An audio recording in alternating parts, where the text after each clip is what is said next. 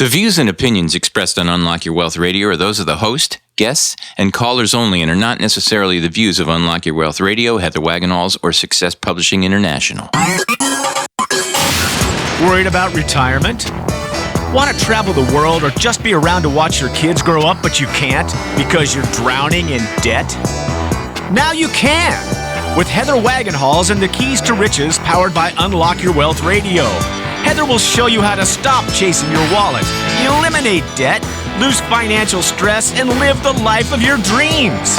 If you truly ever wanted to have more, do more, be and give back more, now's your chance. Listen weekly to hear what others are doing to manage their money better with these proven strategies for building wealth with the Keys to Riches financial philosophy. Now, here's your host, Heather Wagenhals.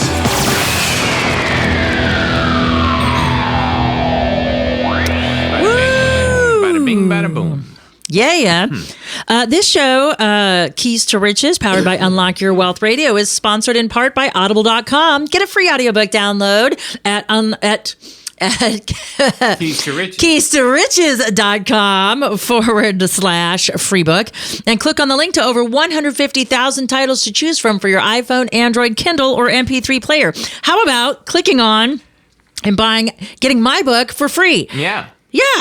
Click on. Yeah, click on it, and you can get the 7 Elements for Self-Empowerment. Yes, you can 2.0. I like the 2.0. I think that's a great addition to the title. Thanks. Yes, you can. Well, it's because I did Yes, You Can, the first one. So it's the revised and expanded edition. So it's 2.0. Right. It's Yes, You Can 2.0. Does that make sense? Which is better than saying revised edition. Well, I guess, it's like hipper. Web 2.0. It's hipper. It's a little more. It's way more hip. Yeah. It tells you it's the next edition. Mm-hmm. So anyway, for those of you who are wondering who the heck is quibbling on my radio. Who is that guy? I am Heather Wagenhals, flanked by the maestro of Moolah, Michael Terry. Thank you. And we will help you get your money mind right on today's show with the Keys to Riches financial philosophy. Woo! So first off, I would like to dedicate this show to my dear friend, Mitchell John. He was more than an interior designer or a friend. He was a confidant and a partner in crime, and I will forever miss him. He was so amazing. The world lost a little bit of fabulous. Sorry for your loss. Yes. Never got to meet him. Well, yes, you did. You met him at Reagan's party. I did. Okay. Yeah, you did get to meet him. Okay. He was, and everywhere I look around my house, there he is. Yeah. So, Mitchell, this one's for you. We love you and we miss you, and I cannot wait to find out what you're doing on this side of the fence in this part of your journey. So, anyway, so we have Moolah word of the day coming up, and talk about fence sitting. That's what our Moolah word of the day is going to be about. And then we also have this week's key to talk about, which is practicing the 3 R's. Okay. And so, which leads us to our money drama, because the 3 R's are not reading, writing, and arithmetic. No. They're not as you would know them. But our money drama has to do with avoiding this step. And when we think about budgeting or dieting, they fail because they're rigid and they don't take into a fact that life happens. And so today's money drama is going to be about not following up and why we don't follow up. Mm-hmm. And there's specific reasons. So we're going to talk about that on today's show. I'm so excited. So with fervor and enthusiasm, and Mitchell John's fabulous because he says it ain't done until it's overdone. I like so, so we have to be muy fabuloso on this show for him. So this I thought is very, very funny, and it'll make sense in a different sense to our little inside joke that we were chatting about beforehand. But today's moolah word of the day is straddle. Straddle. A straddle. So, if you've heard of the term fence sitting, Well, we as a baseball player, we straddle the bag. So you're on one on each side of it. You got a foot on each side of the base. There you go. Okay, so then you know exactly what a straddle is. So when it comes to investing, a straddle is a strategy. And what that is it's the purchase or sale of an equal number of puts and calls. And those are options, and I'll explain those in a moment, with the same strike price and expiration dates. And I'll explain that in a moment. And a straddle provides the opportunity to profit from a prediction about the future volatility of the market, whether you think there is or isn't, and is what that means. Long straddles are used to profit from high volatility. Long straddles can be effective when an investor has confidence that a stock price will change dramatically, but cannot predict in which way it will swing. Okay. A short straddle represents the opposite prediction, meaning that the price will remain relatively stable.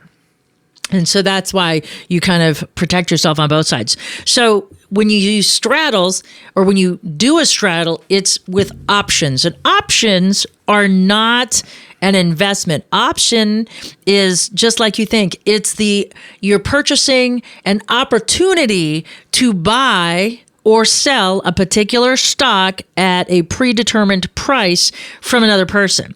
So just like you option land, you know what I mean? Like you don't know, like let's say you like an area and maybe you might be transferred there, and you maybe want to... You find a place you really like, but you're not sure of it. Maybe you do a lease with an option to buy. So it's like a try it before you buy it. But an option doesn't necessarily mean you do take occupancy in the real estate sense. It just means you have the opportunity to buy at a predetermined price that you both negotiate. And it has a certain period of time that is valid. So nobody else can buy that property until you make a decision. Either you buy it or you let the option expire. So the same thing happens. It allows you control. That's the purpose of an option, is to be able to control something without necessarily paying for it. So a simple way to think about options is a neat little trick that I learned when I went to school to learn about securities is when it comes to options, you have two kinds. So you have the kind that you can buy with, and then the kind that you can sell with. And if you buy with it, it's called a call. And if you sell with it, it's called a put. So you call them up and you put them down. And so a call is if you do a call, you're looking to buy stock at a certain price. And the idea is that when you buy a call, you are thinking that the market will go up. So that's why that you call them up and put them down. And so a put, you would sell puts to people, meaning that they buy the puts, and if you decide you want to sell your stock, you can put it to them. So they're committed to buying that stock at a predetermined price. And you do that if you think the market is going to go down. So if the shares are at 10 right now, and you sell a put or you buy a put for a 10, say your strike price is $10 and the market goes to 8, if you sold, you would lose $2 a share. But because you have the put, you can force that person to buy your stock at above market because they already agreed to it. So it's kind of a nifty deal. And so when you sit on the other sides of the fence of those, you write options, which means that you sell them, whether they're puts or calls, to make money. And usually you hold the underlying stock, or you're willing to absorb the underlying stock, like in the sense of when somebody puts stock to you. So it's a way to control stock and make money. And when you do a straddle, that means you buy the same thing for both sides of the fence, because you don't know what the market is going to do. So but if the price is 10 and you write calls, or you you get the calls and the puts at the same time for the same strike price with the same expiration. That way, no matter what the market does, and there'll be different prices. So usually, if you have to exercise your options, regardless of what side of the fence you're on, it'll more than cover the cost of the option you don't exercise that you let lapse or expire. Okay. But that's what you do. It's because you know something big's going to happen, but you don't know how the market's going to react to it. It's either going to go way up or way down. So you straddle. So you straddle to cover yourself in both cases. It's probably one of the only types of investments that I know that you could do that. You know what I mean? Is or one of the only ways in the stock market to make money no matter what it does. If you're trying to gamble on a particular individual security, is to do it that way. So that's a straddle. So not to be confused with a German dessert. That's a strudel. Yeah.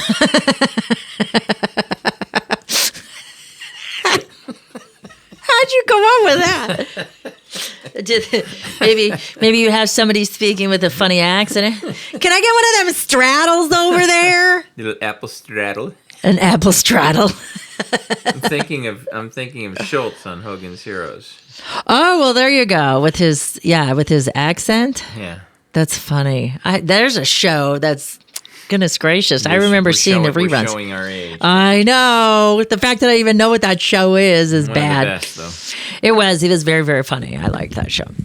So let's talk about this week's key, shall we? Because practicing the 3 R's is really what seams up our investment strategy for building wealth and achieving financial freedom. And, by the way, July 1st is... Financial Independence Month? Declare your Financial Independence Day. Yes, it's Financial Independence Day because the 4th is our country's Independence Day. So, so we have our own. We should write a parody to the Star Spangled Banner. Well, I do have a financial Declaration of Independence, so we should do that. Yeah. We should do that. Oh, say, can you save? Oh, there you go. But how do we do By the Dawn's Early Light? Oh, say, can you save is pretty good, though. Well, that's good. We'll work on that. We'll see if we figure it out.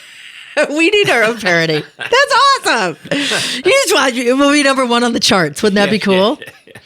Yeah. Do we have to pay royalties since the song is patriotic parody on the charts? There you go. We could do that. Wouldn't that be funny? No, that's public domain. Oh, well, there you go. Yeah. Gay. Duh. Not my bag of cookies. Hello. Building wealth, not creating music. It was written in 1812, so it's way past the 100-year mark, right? statute, Isn't it? Whatever. I think it's 100 years for copyrights and stuff. I think it depends on music, books, and you can renew copyrights all the time. So if Francis Scott Key's family was still around, I guess they could keep renewing it. How funny. Francis Scott Key, The Keys to Riches. Yeah. How amazing that is. So let's talk about it. So if you're joining us for the first time, welcome to the show. We're so glad to have you. The Keys to Riches is a financial philosophy that teaches you how to think like the rich and be in control of your own money. It also gives you specific techniques to create or fix your credit, eliminate debt, save and invest, building wealth while transforming your current financial habits into healthy money management skills. And we do this 1 key at a time, 1 week at a time.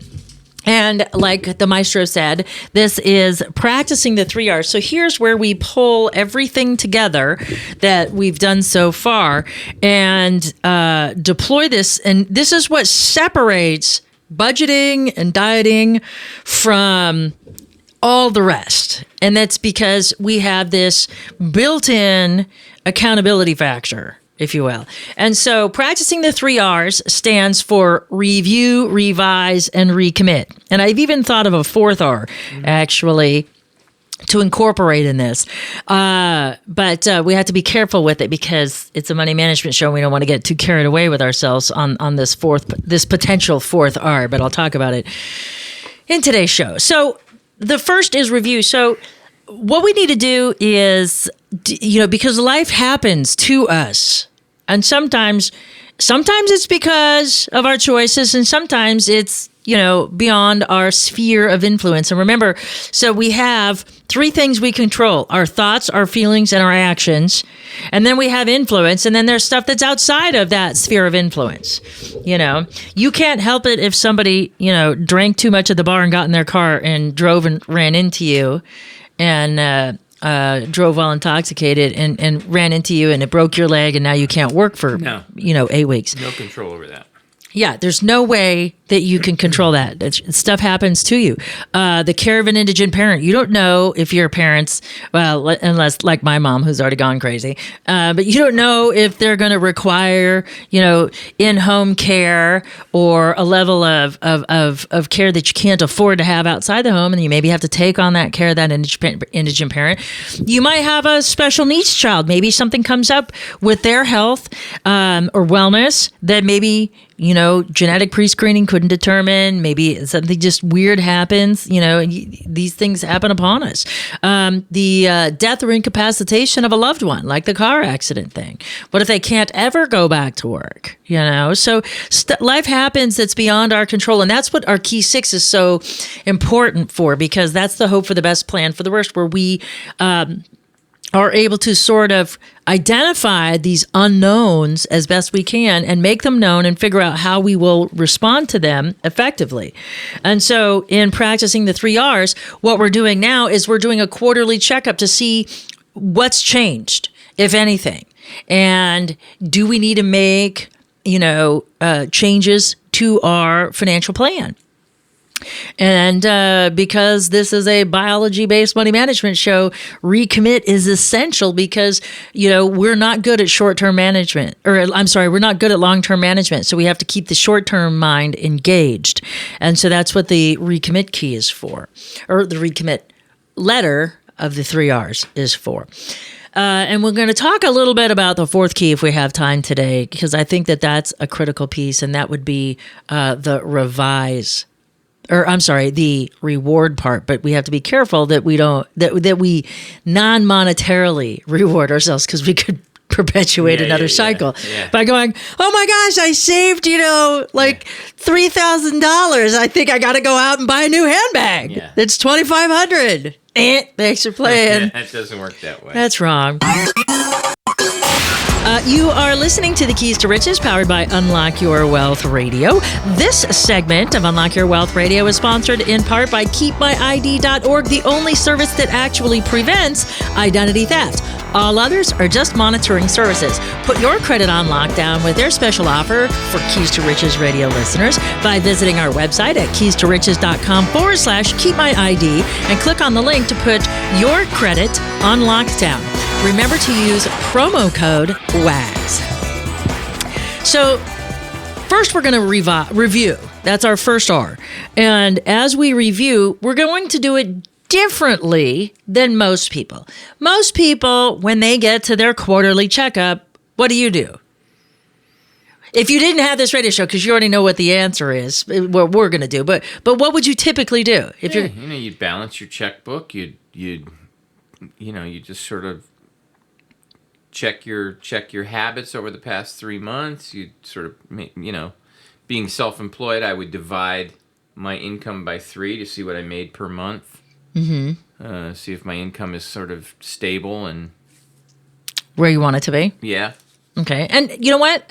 That's what most people do. Yeah. They jump to the numbers because that's what they think it's about. Exactly. Right. And it's not. It's not about the numbers. No. Whoops. It is. Well, but you've been saved. Yeah. I've been doing this a long time. You've been saved. You've been on the show for 3 years now. Yeah. 3.5, maybe.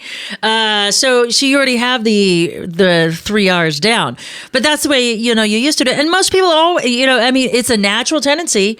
Well, because it's quote money management, let's go do that. Yeah.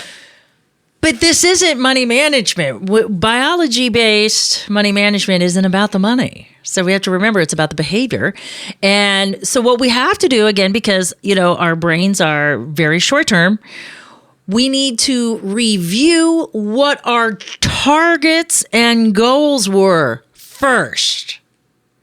So when we do the review, revise, and recommit key, we need to pull out our second key, which was take action, make assessment.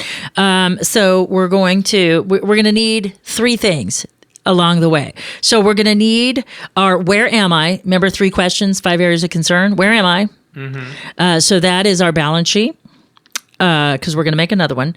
Where am I going? Those are our goals from Dreams with Deadlines and our goal achievement strategy. And what's the difference? And that's our monthly cash flow statement. The first thing we are going to review after we gather this are not the numbers. We're going to see what we were after. What were our goals that we've been trying to achieve? Mm-hmm.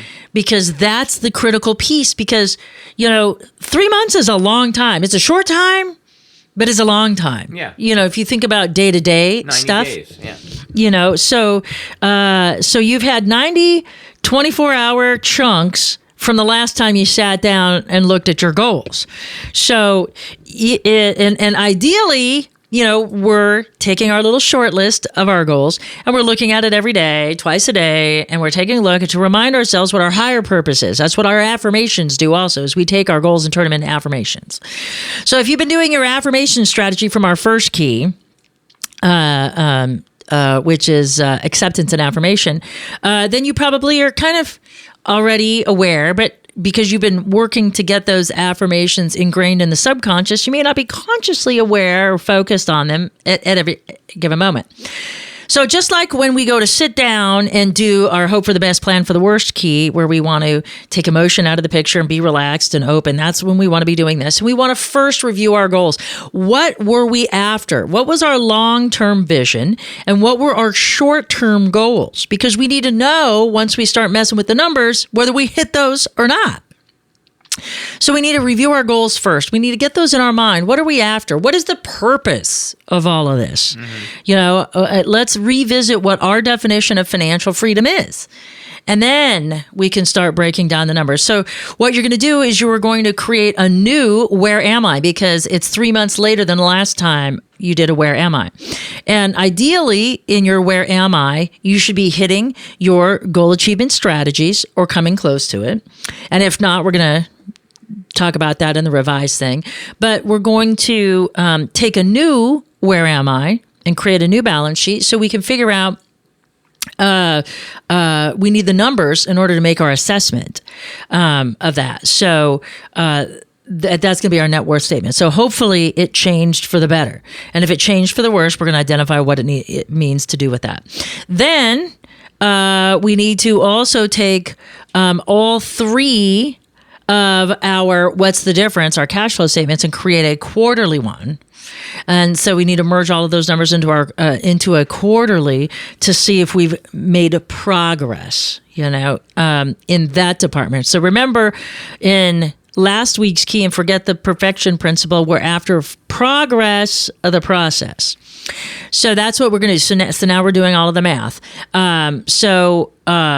That's why you need those 3 things. So you've reviewed your goals, and then you've created a new where am I? You've asked yourself again. And then what's the difference? We're taking a look at what's coming in and what's going out. And so hopefully all of those numbers changed for the benefit. So in our revise portion, we're going to analyze this data that we just generated. So the first question we're going to ask after we do all the math is, did we hit our goal achievement strategy? And if yes, good job. Here comes the reward, right? So pat on the back. And if we did good, then we can move to the next part. So has anything changed since we last set our goal achievement strategy? Do we have more money? Do we have less money? Do we have more money coming in? Do we have less money coming in? Okay. Has anything changed? Did we take a pay cut? Did we get a pay raise? Okay. Did anything negative impact us? Yeah, I was driving down the road and my transmission fell out. I swear that happened to me.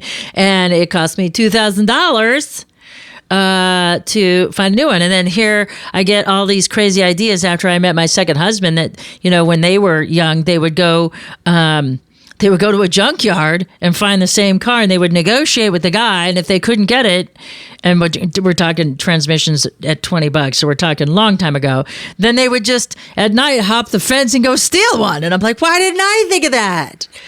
I could have saved $2,000. And it was right after I was separated. I was in the process of getting divorced.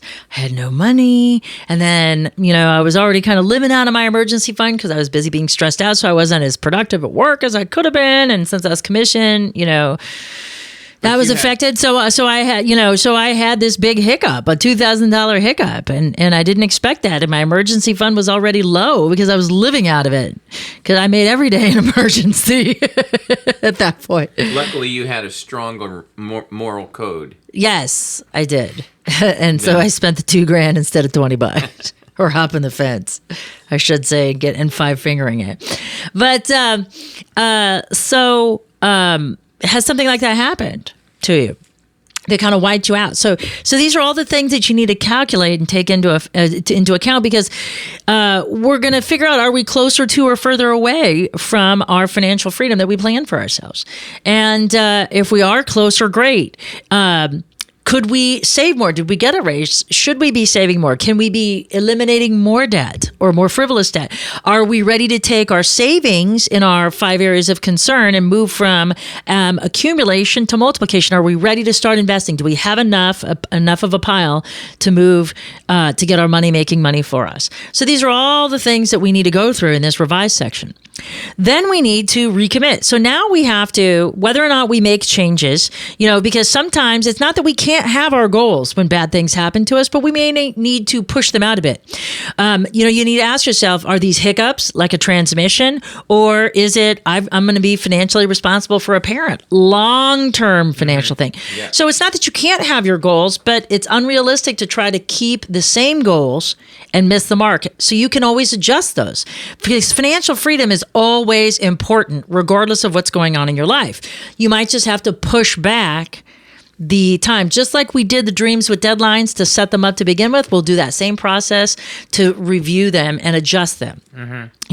So because we want to make them achievable. If they're not achievable, then there's no point in having it because it's going to be a constant self-flagellation every time you miss the mark.